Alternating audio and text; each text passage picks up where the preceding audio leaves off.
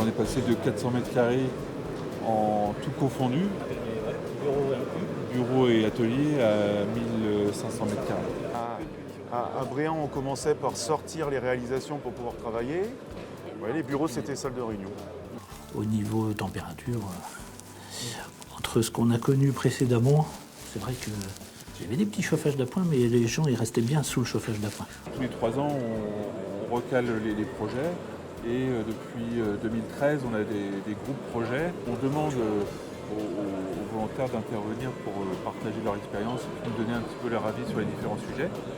Et donc on a fait de la même façon le projet bâtiment où chaque métier est intervenu pour amener sa pierre finalement pour dire moi j'aurais plutôt tendance à penser ça que ça.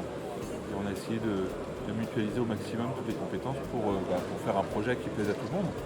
Alors tout était à disposition dans l'entreprise, en tout cas pour qu'ils puissent venir échanger, venir poser des questions.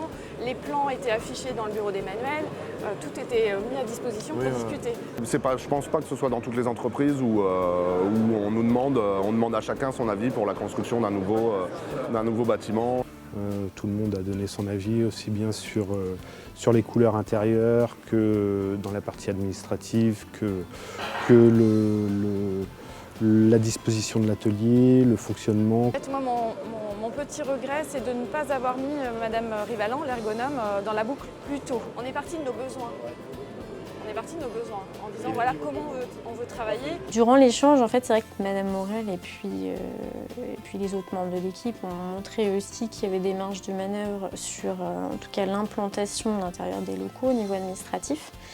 Donc bon, c'était pas un projet idéal pour nos conceptions, mais intéressant parce qu'on avait une entreprise qui était ouverte et c'est eux qui ont tout fait, quoi. Enfin, maintenant, nous on en est persuadés en tant qu'intervenants, c'est que c'est l'opérateur qui a la réponse. En l'occurrence indiqué par la CARSAT avec toutes les précos que M. Dupont avait lancées, quoi. Les impositions. Ouais. Préco, on va dire préconisation. Voilà. Au niveau atelier, typiquement la CARSAT a aussi beaucoup intervenu sur l'insonorisation, la lumière. Aujourd'hui, c'est quand même au quotidien que ça se vérifie, que ça s'apprécie. Ça, on a pu aussi supprimer toutes les manutentions de bouteilles de gaz. Enfin, il y a eu un ensemble de choix qui a été fait vraiment pour supprimer tout ce qui est manutention. Je suis arrivé avec un projet vraiment clair dans la tête. On savait ce qu'on voulait, on savait où on allait. On n'aurait peut-être pas eu les moyens d'aller sur les solutions d'insonorisation, de lumière. Puis il y a le côté conseil, tout simplement, où finalement du coup on a un bâtiment qui est monté en gamme et en qualité au quotidien, dans le même coût initialement prévu. Donc ici on est arrivé au mois de décembre l'année dernière. On force moins avec le pont, avec tout ce qu'on a ici en nouveau, le marbre et les qualités de travail, ouais, c'est complètement différent. C'est pour ça qu'il n'y a pas de départ chez nous. Les conditions de travail, évidemment, que ce soit au niveau luminosité, port de charge, enfin tout l'accompagnement qui a été fait avec la CARSAT. L'acoustique, n'en parlons même pas, parce que là, le bruit, c'est étonnant, c'est même incroyable. Le confort de travail nous amène aussi un gain de temps dans la production.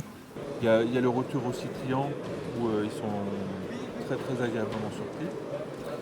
Là maintenant, c'est vrai qu'avec le système de double pont, avec travail dans tous les axes, ça c'est un confort assez impressionnant. Aujourd'hui, pour attirer les compétences, la qualité des locaux et des outils qu'on va mettre à disposition fera que les gens vont venir. Les gens qui sont chez Black Team restent chez Black Team.